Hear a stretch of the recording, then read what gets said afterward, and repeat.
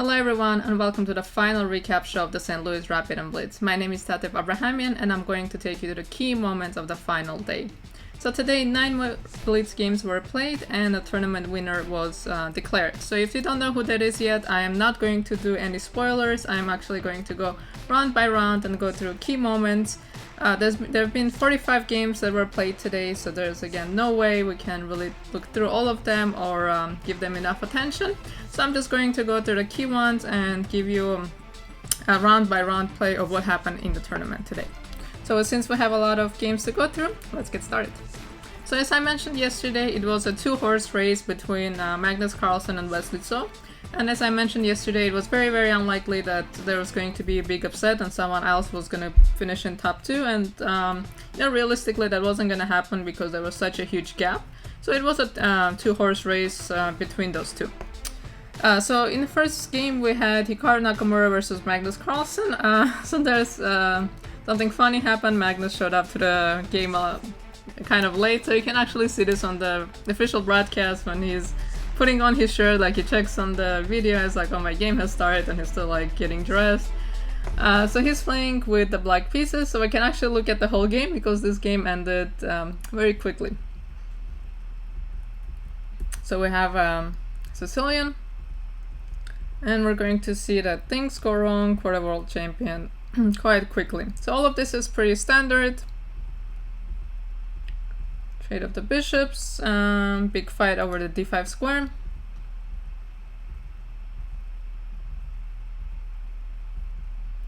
So this knight e7, a very suspicious move that's going for some kind of a Sveshnikov-like position and really banking on the fact that he can play, not there, d5 very quickly after knight f6. So king runs away from any kinds of checks. And rook d3, not hiding his intentions of bringing the rook, bringing the queen, and checkmating.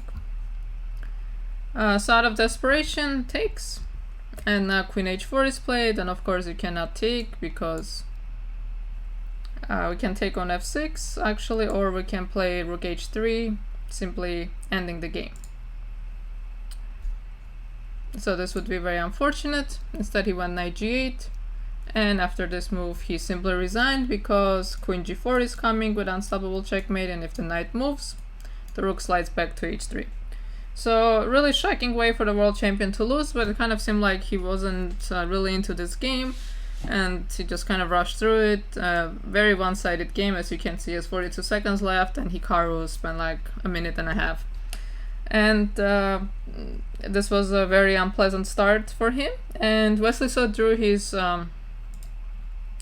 game against his countryman Jeffrey Zhang, and now the two players are tied. But so there's another player who had a very good result today, and that player is Levon Aronian. So he won a lot of good games, so we'll also take a look at his games. And we also Alexander Grishuk and Yandy Bomnichi. There was also, remember, a big race for the third place. It was between Hikaru, Nepo, and Grishuk. So in the first round, Grishuk and Nepo play each other. The first round of the day, rather. So this is round 10 of Blitz. So if you look at the position, you see this crazy pawn formation. So we're going to see how Grishuk is just going to destroy his opponent. So the pawn reaches there. So moves like rook d7 become more difficult to play. And just ending the game in a really super one-sided manner. So this was a great result for Grishuk, knocking out Yandy Bomnichi in his race for third place. And our other decisive result of round 10 was Firouzja versus Levon Aronian, which is such a heartbreaking way for Firouzja to lose. In the very last moment, he just blundered his knight. And the problem is you cannot queen here because we just cannot stop this pawn, because stopping this way, and if rook a1, we've already talked about this endgame many times, 2 pawns on the third rank. I mean, we've seen so many examples of this during this tournament. It's just unstoppable. Alright, so let's move on to our next round. So next round we have Magnus Carlsen against Yandy Bomnichi. in a key game. So this game was pretty crazy game, and there's a key moment that I wanted to show you, and it is this. So a lot of things happen in this game, and again, I cannot really do justice to any of these games in this kind of a format because it's 45 games and we're doing a recap. So we land in this position, and here Magnus rushes by taking this pawn. What he needs to do is he needs to slide back and defend this f4 pawn so he can have two passed pawns. Instead he takes, and now he loses his f4 pawn, and the problem is this passed pawn is so advanced and the king is so close that the knight can come and sacrifice itself for the pawn. So something like this was played, and there's just no way to make progress, so they just repeat it. And the game ended in a draw. So there's also no doing this because we're just gonna queen at the same time. And I'm gonna queen with a check, and I'm gonna force a trade of queens actually.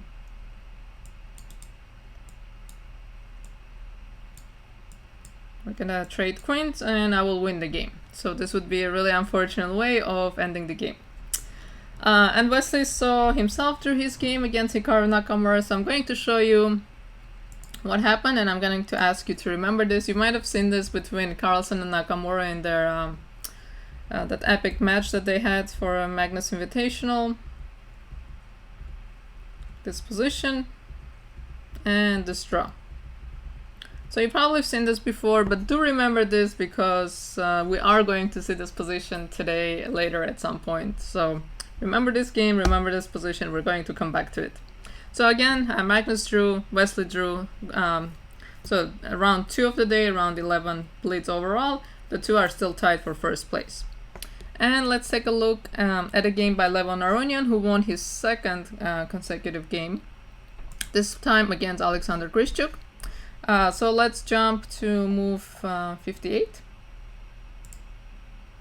And I just wanted to show you the dominance of the bishop versus a knight. So here he's up a pawn, but still, you know, this kind of positions are really easy to mess up. And one thing we want to look at is this corner pawn, and you know, you have the correct bishop, so that's a big deal. The bishop before is played, king d1, so the knight cannot check you. So the pawn reaches all the way 7 rank. So it's basically trying to keep his king here, so you cannot take my d3 pawn, but he uses his pawn to destruct the king, and now the knight is trapped. And again, we've seen another example. It was Wesley So against Levon Aronian when the bishop trapped the knight. Remember, there was I believe a knight was on h5 and a bishop was on e5. Oops.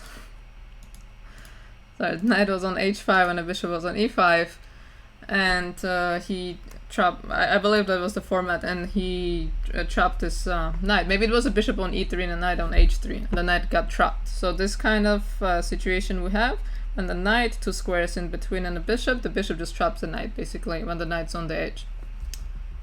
So we reach this position, and then I just getting zugzwanged and the knight is getting trapped. So really nice win by Levon Aronian, 2 in a row for the day. Alright, and now let's move on to the next round, round 12. We are going to have a key matchup in this round, Magnus Carlsen, Wesley So, which could be really decisive for the standings. So Magnus Carlsen with the white pieces did defeat Wesley So, so let's take a look at the key moment where he plays g6, which is such an annoying move to face because cannot take the knight, this pawn will queen.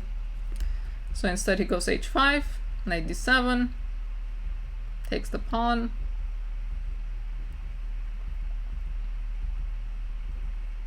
And these 2 pawns are kind of rolling. So he gave up his bishop out of desperation, but unfortunately we're going to see how easily the world champion wins this. And by easily, I mean he makes it look easy. So shoos the king away and starts bringing his own king, stopping all the checks. Now the knight joins the game, just playing so well. And now the pawn is falling. Takes the pawn. and you're going to crawl the pawn. Knight g2, and actually he just ran into checkmate. So just a very when you look at this game, it just seems so easy, and like white never had to think about it, you know, like every move is so natural and every move is so good. So this technique was just flawless by the world champion. So this gave him a point lead with 1/3 of the tournament of the day done. So there's 6 more rounds to go. And one more game we want to look at is between Dominguez and Nakamura. Let's go to that game and let's jump to move 55. So this is a very complicated game, and I checked it with the engine, and it's not very clear to understand what the engine is trying to do. So he played bishop b6, which hangs a pawn with a tempo, and what he has to do is play bishop d2. And the point is to defend this pawn, try to trap the bishop, and then bring the king around. Excuse me. And then I think the whole point is that this knight really cannot move because this pawn is hanging. So these bishops are really annoying, and there's really no way for black to utilize this pass pawn. Instead, bishop b6 was played. So he wins a pawn, and he just starts to collect every single pawn. So this pawn is falling, this pawn is very close to queening. And by close we win the next move because a2, and unfortunately there's no way of stopping this pawn. So again, really nice win by Nakamura. His opponent makes one mistake and everything was just one-sided. One mistake and just basically the game was over. So now going 1/3, we're done with the day. So let's move on to the next round, and keep in mind that Magnus Carlsen is a full point ahead of his opponent. Okay, so let's move on to round 13. So Magnus Carlsen drew his game against Levon Aronian, but Wesley So had a great result, so narrowing the gap. So in this position, Queen c3 is played, defends the pawn, and now he goes h4, sacrificing a pawn, and going for this structure, and this looks really dangerous. But the problem is with this bishop, if I ever play king f1, it's going to be really difficult to really checkmate me because my king just runs. So he repeats once, queen c5, and simply takes the pawn, and this is just game over because check and just falling apart the whole position. But here the position was already really bad because the 5 pawn is hanging, and unclear how to defend this pawn. So narrowing the gap, now we're 4 games in, and now Magnus Carlsen is only half a point ahead of Wesley So.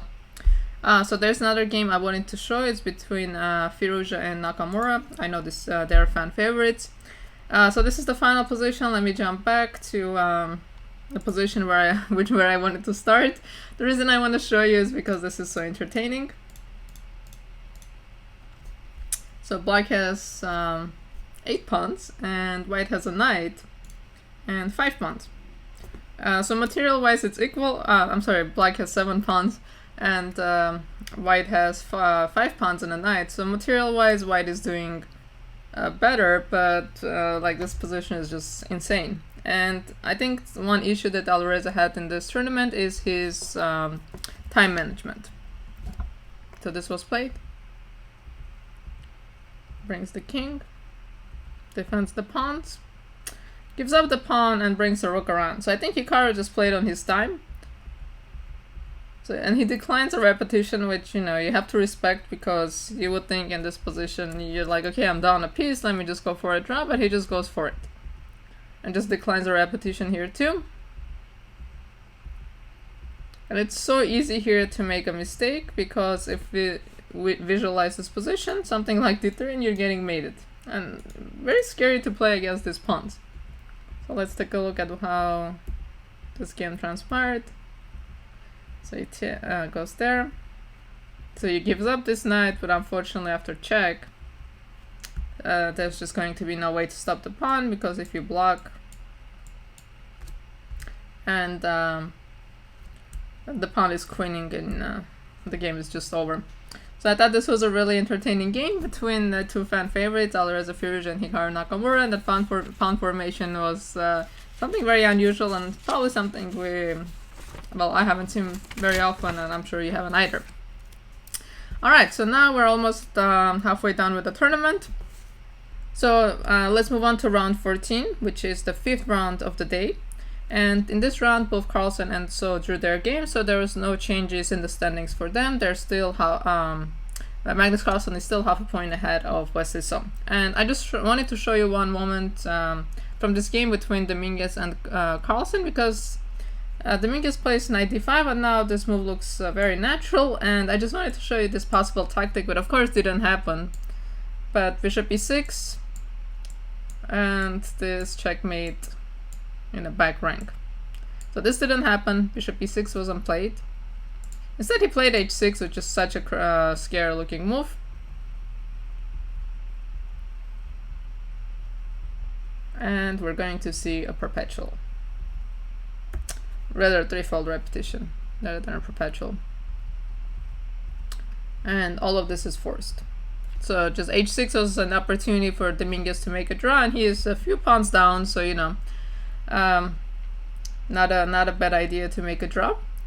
And instead, king h8 was the right move, but I think this is a very difficult move to play, to put your king on h8 when you already have back rank issues. So I think h6 maybe was more of a natural choice, but it did force a draw. And we also had another exciting round game in this round. It was again Nepo and Zhang, and we've seen Nepo win some really nice game and lose some very one-sided game. So I just wanted to show what happened in this game, and this would be the second time that Jeffrey Zhang defeats Yandy Bomnichi in this tournament. So this is called the Bishop's Opening. So all of this has been played before, so everything looks normal, and it's hard to believe this game is going to end in like 10 moves.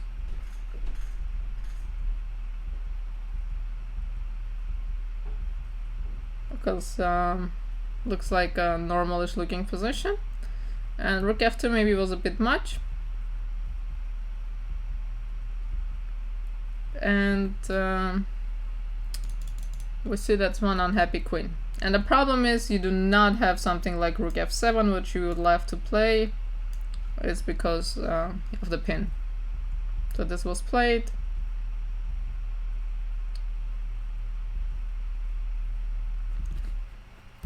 Because if queen c6, then rook f7, and after rook is hanging, so instead rook e8 was played, he takes.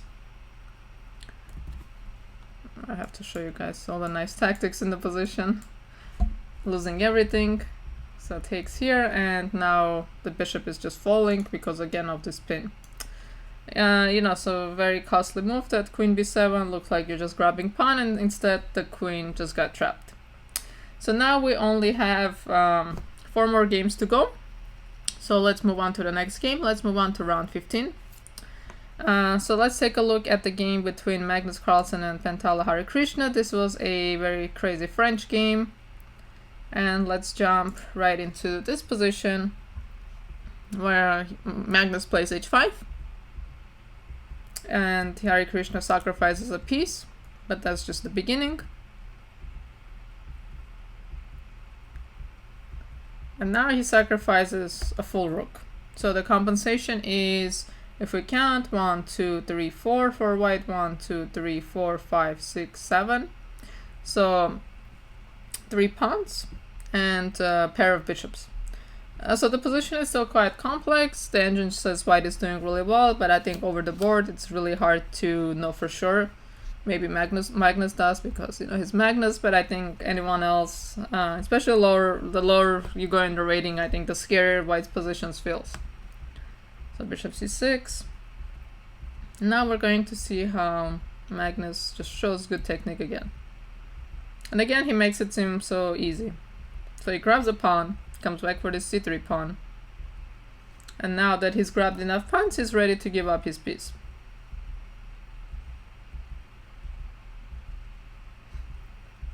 And going after the bishop. So this position is already quite easy, because this kind of formation, you can never do anything to my king, and this pawn is forever defended. So now the rook is coming in, grabs a pawn, and really nice mating net. But here it didn't matter where the king went, because in this position we have knight f4, but we can also take on e6. But I think maybe knight f4 is even better.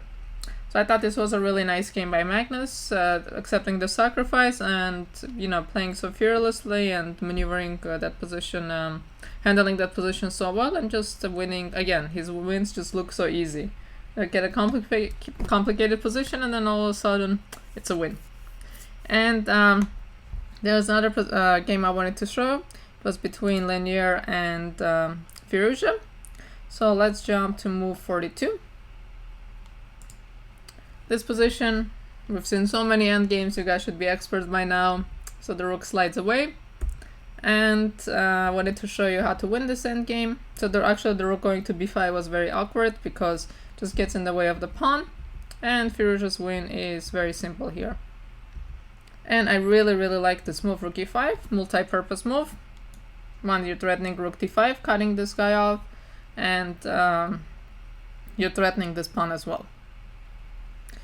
And again, I can, so for example, so we can take on d5, but something like this, these are not the best moves. But we already saw an example right like this, right? Queening and checking and trading queens. But of course, we don't have to do this, we can just take the pawn on b5.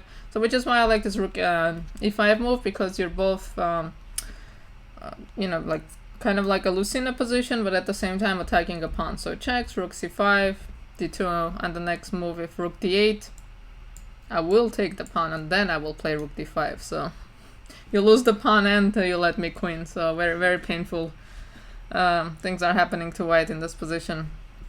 So Lanier Dominguez actually resigned after d2. So I thought, you know, we've seen a lot of instructive endgames, so we should continue the trend. So because Wesley So drew his game against Alexander Krishchuk, I will show you this game. So because this is all theory, so this has been played before. I believe this was played by Fabiano against Mamedyarov, if I'm not mistaken. So again, I cannot really offer a lot of commentary, because this is all theory, and you know, we're not having a theoretical discussion here. So 95. So all of this has been worked out. So those of you who are amateurs, I know this makes chess a little bit overwhelming, but you know, at the higher level, a lot of chess has, a lot of openings have been worked out. So knight f3. And here there's this amazing rook c4 move, which I feel like is kind of an unnatural move. And we have to try to understand what the point of this move is. For example, if we take, and it looks like the queen is kind of getting trapped here, because you don't have this move. I can go here, but the thing is, like, all these lines are so computerized. Like I just don't see how this is so natural that someone would just find it so easily and just play. For example, if this queen goes here, I don't know, maybe the queen is just getting trapped, or maybe just the position is so good, and actually the more we look at it, you know, the more we see how good the attack is here. But I'm not sure how easy it is to find a move like rook c4, so I guess we can in a way call this an escape for Wesley So, because if rook c4 was played, he would be in a very bad shape, and the game ended in a draw. So now there are 3 more rounds to go, and Magnus Carlsen has a full point lead, and this is the kind of thing that, you know, usually makes him very comfortable that he is going to win the tournament. But still 3 games to go, still a lot of chess to be played. So let's move on to the next round. Let's jump to our game between Yandy, Bomnichi and Wesley So. And this game was quite wild actually, and in this position Wesley plays a3, and then in a post-game interview he admits that he offered a draw and his opponent declined, and he said, I wanted to thank him for declining this draw because, well, you can see the result. And bishop g4, so this is a great game. So let's just take a look. And we see by sacrificing a piece, this pawn is going to fall, and we see how great the a3 move is, because the possibilities, because the knight landing on c3, so this is like, I feel like such a high-class move. So he gives up this pawn and takes this with a tempo. And here, I think Nepo realized not a lot of good moves in this position, because if you play rook g1, and impossible to defend this knight. This square is covered, this square is covered. Okay, so instead he plays bishop c4, and here he actually got disconnected and lost the game, but his position is already busted, he's down material. The problem with for him is this king is just permanently weak. So for example, if we do something like this and you take, so the problem is you cannot go to the corner. So here first I can at some point grab this pawn and probably queen, but I also have something like this, winning the rook. Then I will take the pawn on a2 and the pawn will queen. So this will be very unfortunate. So it's kind of funny that Bomnichi in a way influenced this tournament so much, because Magnus disconnected against him, and of course it's not his fault that Magnus happened to disconnect against him, and lost to him to disconnection, and Bomnichi lost by disconnection to Magnus's rival. So you know, that's a lot of points against one person for the same reason. So that part is kind of funny. So Magnus drew his game, so now the lead is narrowing down to half a point. And there was another game I wanted to show you that was between Krishna and Jeffrey Zhang, and let's jump to move 50. And this game I just wanted to show you guys how to escape from this kind of checks. And again, they're playing with no time, and it's just amazing how they manage, because here I think if I was playing I could lose this position for both colors. Well, one of the colors did lose, but I just feel like not being able to escape from the checks and blunder your bishop or something is just so easy to do, to fall into some kind of a perpetual. So this queen c3 was actually not the correct move, but let's see how he just runs away from these checks. So making a few moves, repeating a few moves, and gaining some time on the clock. This guy is hanging, but now bishop blocks, and now we're going to see how he's going to utilize his bishop. And very important, we're out of checks. Now the pawn just marches, and importantly we're blocking the diagonal and this diagonal and this diagonal, so the king is just safe. So h4, a little desperate, but you know, it's blitz, it's online, why not? And the game is over, so I thought just amazing play by Pandey Krishna. Alright, so we have 2 more rounds to go, and Wesley So is still behind Magnus Carlsen, so you know, there's still the tournament can go either way, so either player can win or there can be a tie. And just to remind everyone, if you guys didn't know, in case of a tie, the official rules say there will be no playoff. So there's still 3 possibilities: that Magnus wins, that Wesley wins, or there is a tie. Alright, let's take a look at our penultimate round. So in this round, so you see Magnus Carlsen won this game, and so did Wesley So. So again, no changes in the standings for the first 2 going into the final round. So let's take a look at how Magnus Carlsen defeated Jeffrey Zhang. So d4, very nice move, pawn break, and now the knight comes in. Takes this guy, and note how he didn't grab the exchange here, and instead he's just taking the pawns, because now these pawns are just going to be unstoppable. That was a tempo move.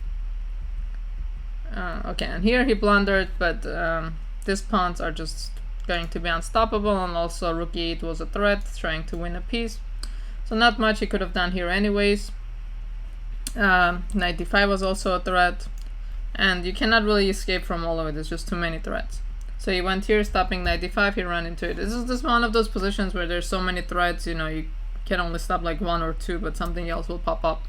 So pretty tough loss for the young player with the white pieces, and giving Magnus a pretty comfortable lead. But you know, Wesley So had a very strong streak, so he wins another game in a row, this time against Levon Aronian. So let's go to this position. This is a pretty complicated position. So we see black is attacking, but white does have this really nice defensive piece. So king goes to g2, plays f4, and then it's funny enough, there's just nowhere to go. So knight g3, and I really like this in-between move. So he takes the king, really nice. So e3 is defended, and now the rest is going to be a matter of technique. So threatening mate and just grabbing all the pawns. And I wanted to show you the end of the game, because bishop b6 feels like you're winning a piece, but rook b5, and this is just game over.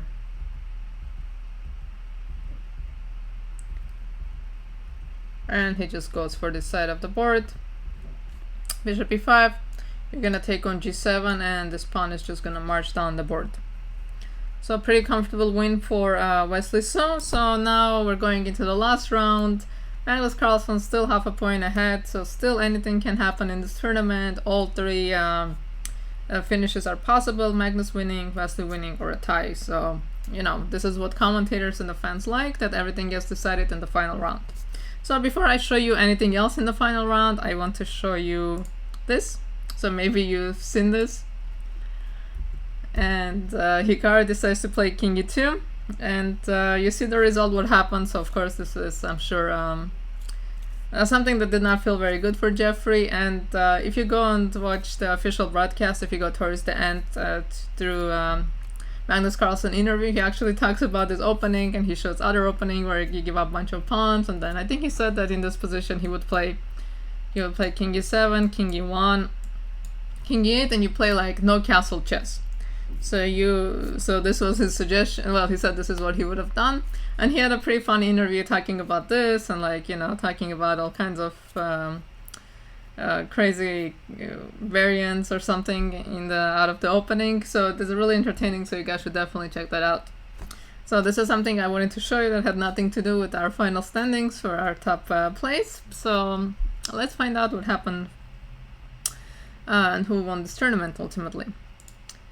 And the game between Alexander Grischuk and Magnus Carlsen. So remember that other game I showed you, and I told you guys remember that position, and here we are. It's the exact same position, exact same opening. So Alexander Grischuk goes for this line after Magnus Carlsen chose the Berlin. So not much to do for Magnus Carlsen, so he settles for a draw, and now it is completely up to Wesley So. So Wesley So is in a must-win position with the black pieces against Pandey Krishna. So once I click on this, you guys are going to find out what happened. So there you go. So Wesley So didn't win his game that he managed to win with the black pieces. Very clutch victory. Really amazing result for him. Tying for first with Magnus Carlsen. So let's take a look at this game. So in this position, Pandey Krishna goes e5, taking advantage of the fact this knight is loose, you cannot take, but then queen g5 is in the air. Sometimes tactics don't work out. And he grabs a pawn, and another one, and now the position with the two bishops just completely falls apart. So knight goes to e7, and he's just up way too many pawns, and there's a funny moment here when he plays rook knight g6, and then you see Wes's reaction. Wes is like, what is this move? e7, but he just ignores it. And with the two bishops, there's two extra pawns, there's just nothing to do. And now we see, in addition to everything, there's also a problematic king. This doesn't quite work out because of the check. Repeat once, and we see in the game that probably out of desperation he did it anyways, because bishop b7 was coming, and the position was just going to be really horrible, and resigns anyways. So congratulations to both of the players, to Magnus Carlsen and Wesley So. They tied for first place. They finished with a really impressive result, and took home $45,000 for 5 days of play, which is pretty nice prize fund. So this has been a really great event, so thank you guys for checking it out. So the next big event or series of big events for St. Louis is going to be the US Championships. So it's going to be 5 championships: US Juniors, US Junior Girls, US Seniors, US Women's, where I'll be playing, and the US Championship. So you make sure you guys start checking it out on US Chess Champs and on St. Louis's YouTube channel. Thanks for watching and see you guys later.